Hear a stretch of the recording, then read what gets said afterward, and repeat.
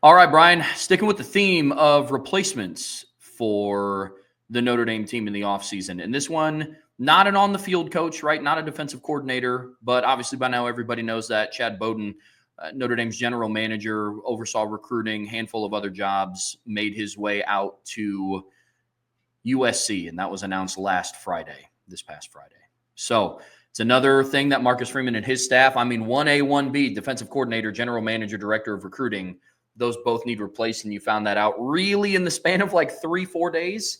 So the offseason job for Marcus Freeman just got a little bit more steep.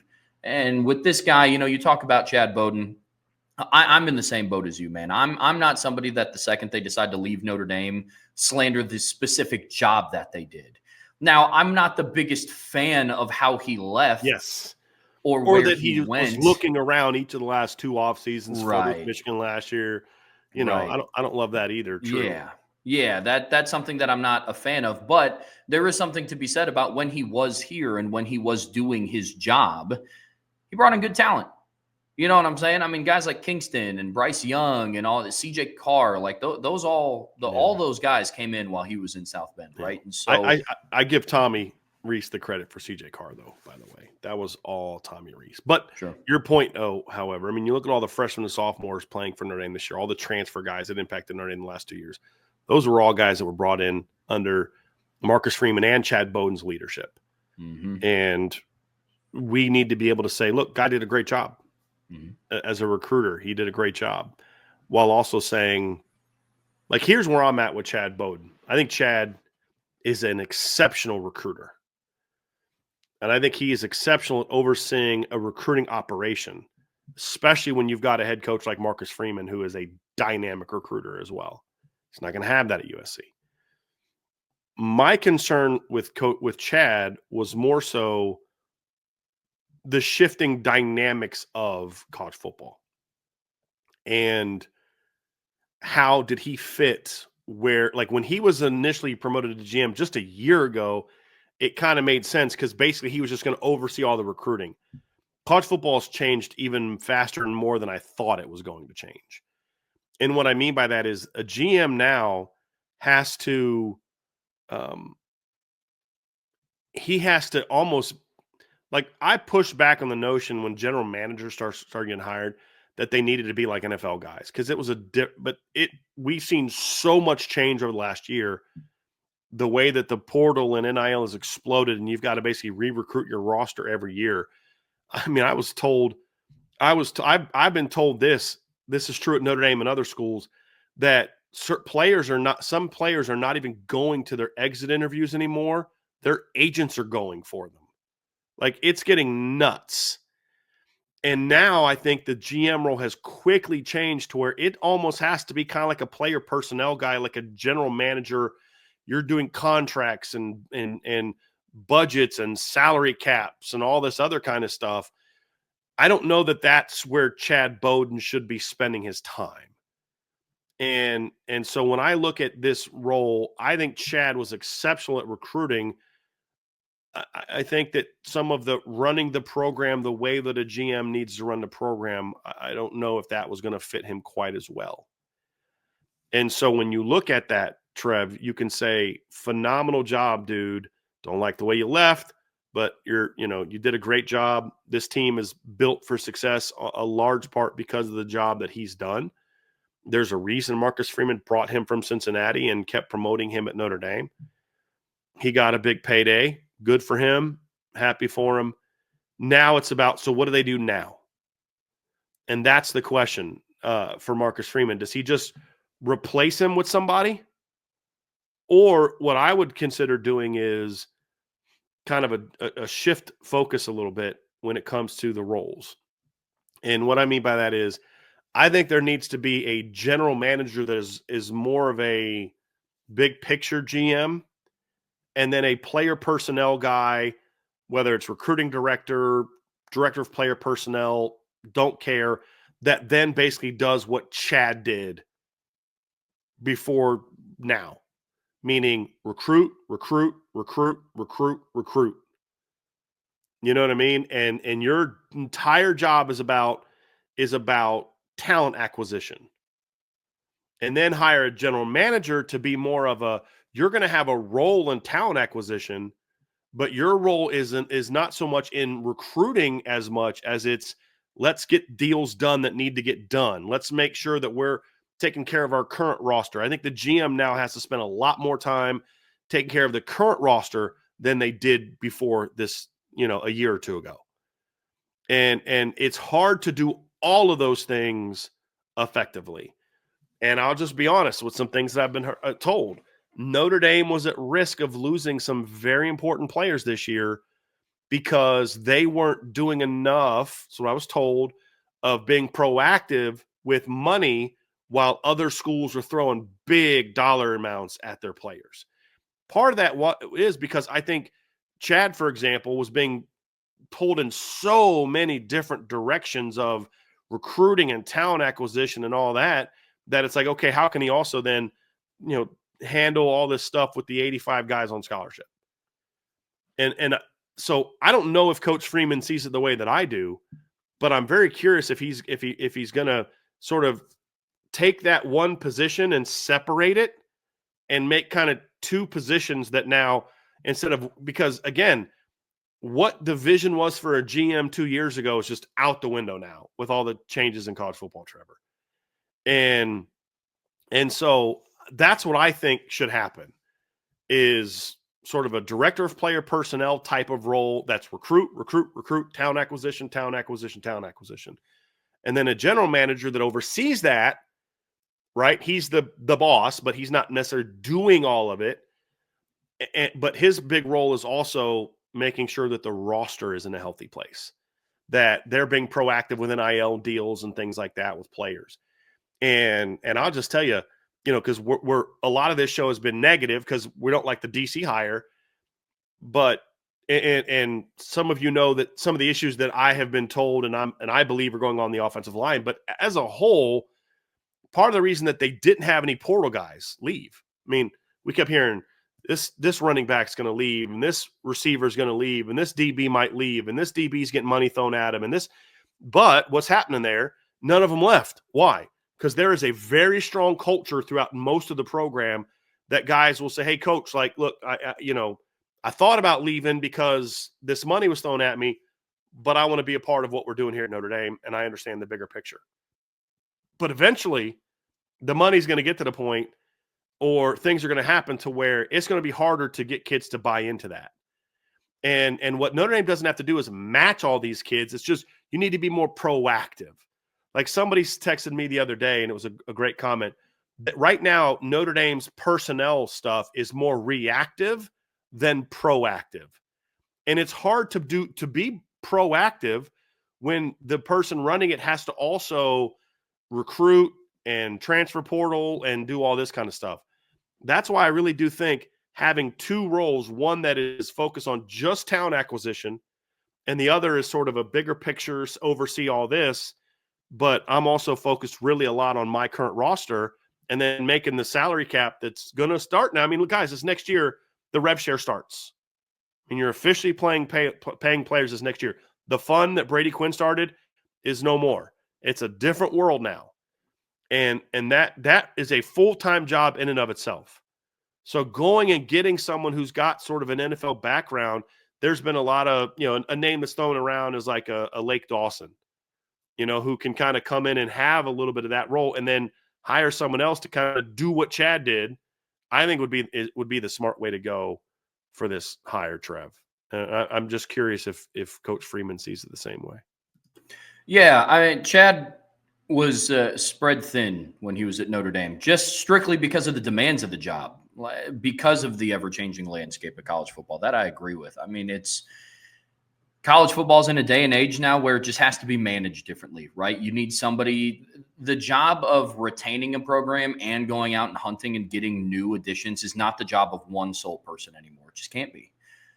Right. And I'm with you. The culture at Notre Dame, you hear all the alum talk about it. And obviously we know about it as fans. And the culture at Notre Dame is different than it is at other places. But if we're calling a spade here, you can't expect multiple 18, 19, 20-year-olds to continue to buy into that when they know that people and players and kids that they went to camps with, that they went to high school with, all start making a crazy amount of money, right? And so that's something where I agree Notre Dame definitely has to start being more proactive instead of reactive. And again, I think you're going to start seeing that shift within the program once they split up the job duties of the GM entirely, right? They need at least one person handling recruiting operations and going out and getting new talent for this team.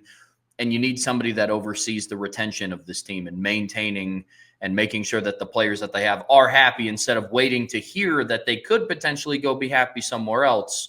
Then Notre Dame is in a position to respond. And so for me, I think that's where the shift needs to be, right? Because with how quickly the landscape is changing in college football, I don't know how much more it's going to be a factor of like, well, hey, the culture at Notre Dame is great. And it's like, yeah, man, and there's another place that I could go and potentially compete for a national championship and they're paying me more money because everybody's personal life is different.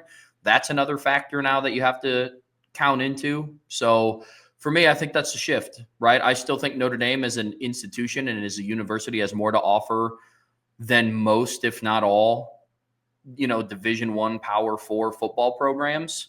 But at the end of the day, when you have kids that are getting recruited at that high of a level, at the end of the day, they want to go play on Sundays, right? And so it's going to be different, man. They're going to have to split up those job duties so the next person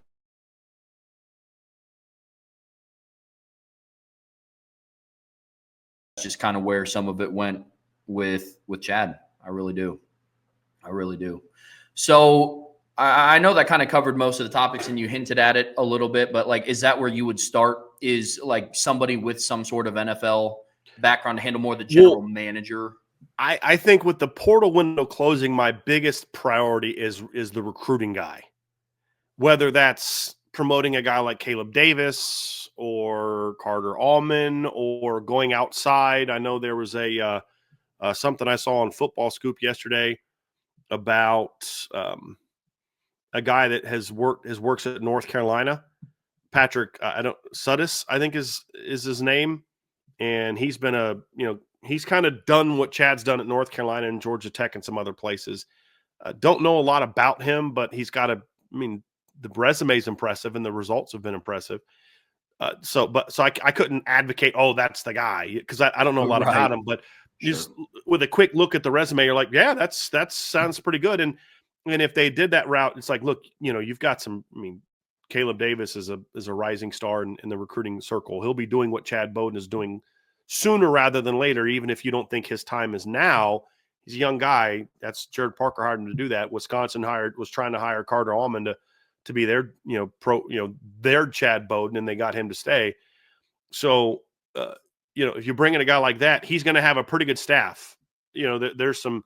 Notre Dame's recruiting operation right now, and a big part of this is Marcus Freeman fighting to get more resources for the recruiting office, and then Chad Bowden made some strong hires and delegating different things. Like they have people that run people say, well, how can the recruiting operation go so well this weekend with Chad leaving, as if, haha, we didn't need Chad. And I'm like, no, like they hired people to run this type of stuff and it was already planned out.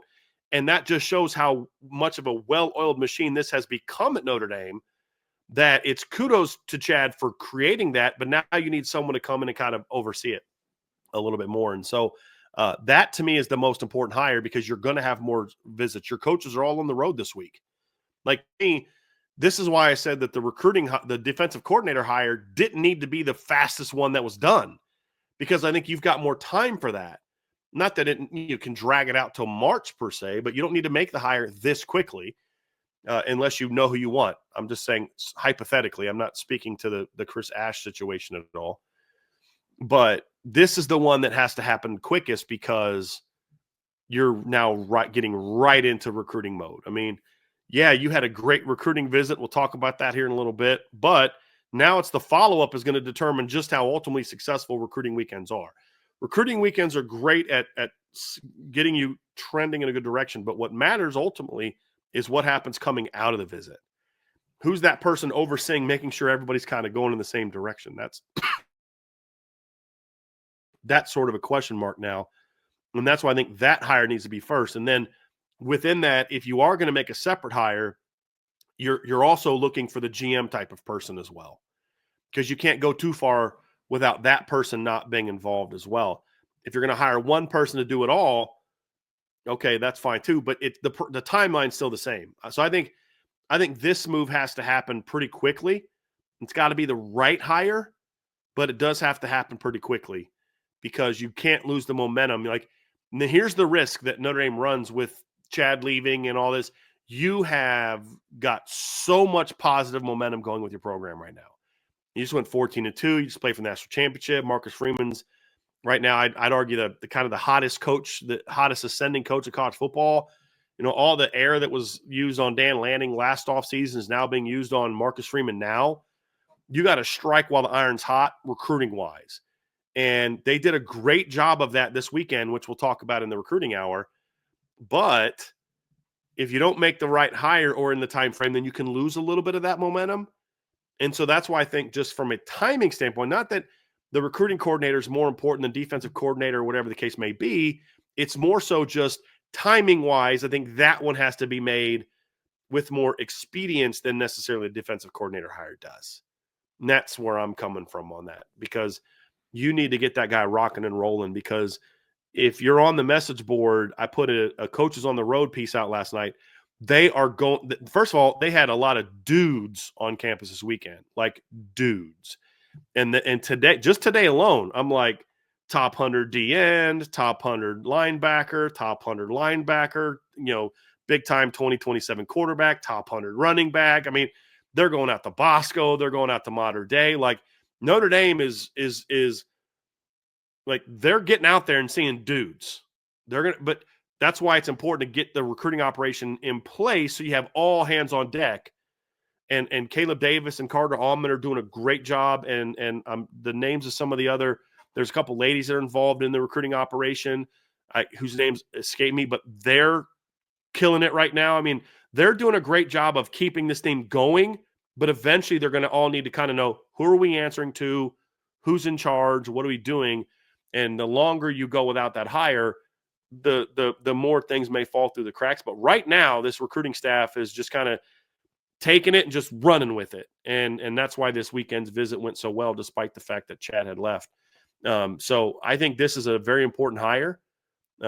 This is the one I'm most intrigued by, because the resumes of these type of people are Zaire Turner. Thank you. And she's one of them. And then there's some others that are part of it too. There's another lady who's the director of on-campus recruiting. I can't remember her name, but I know she does a really good job. I mean, the operation, there's a lot of people involved. Like, it used to just be the recruiting coordinator, the assistant coaches, the head coach, and then you'd have a couple staff members. Now it's you got a whole team. Becca Seitz, that's who the lady I was thinking of. You got a whole team of people that all have different roles that are super important to making sure this thing goes real smooth. And Notre Dame the last 2 years has been killing it in that regard. You just need to make sure that continues.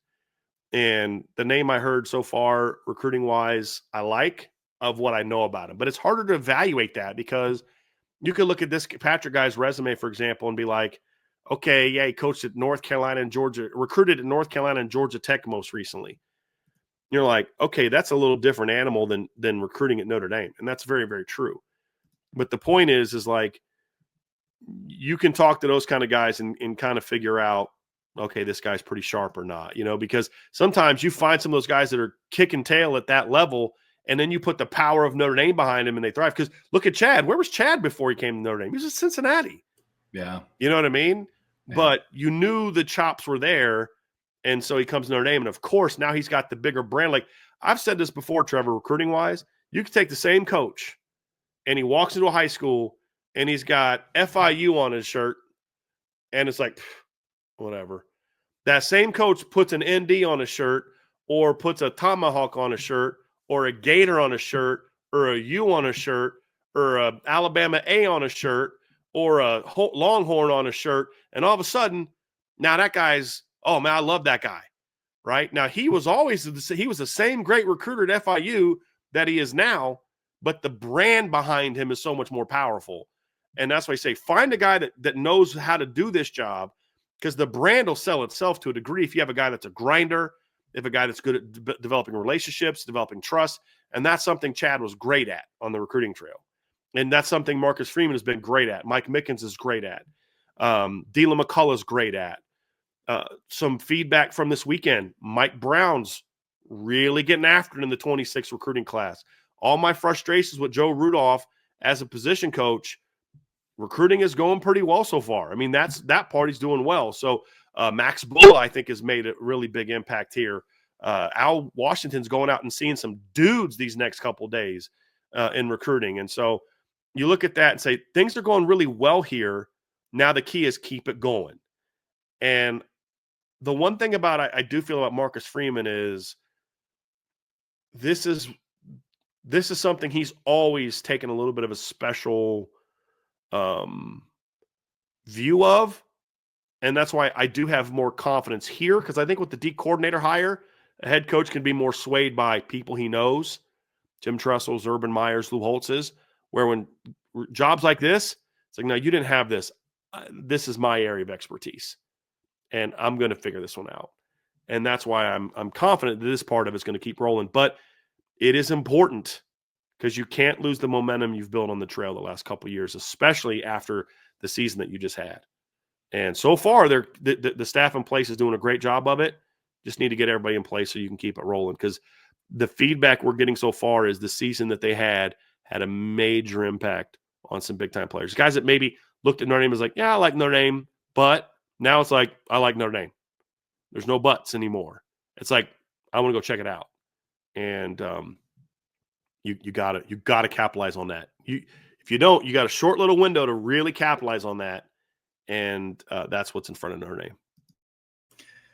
Yeah, Brian, I agree. I mean, I think that's a good segue into the recruiting hour that we have coming up, right? A lot of exciting things that we have to talk about here. Go ahead. Just a reminder, we are going to do an hour-long mailbag at the end of the show. So if you have questions for the mailbag, go ahead and get those in now. We're only going to do it for an hour. Even if there is enough for an hour, we won't go past an hour. And obviously, super chats get moved to the top. But we're going to go through some recruiting stuff next. But like I said, Trev, go ahead and start getting those mailbag questions in now if you have them.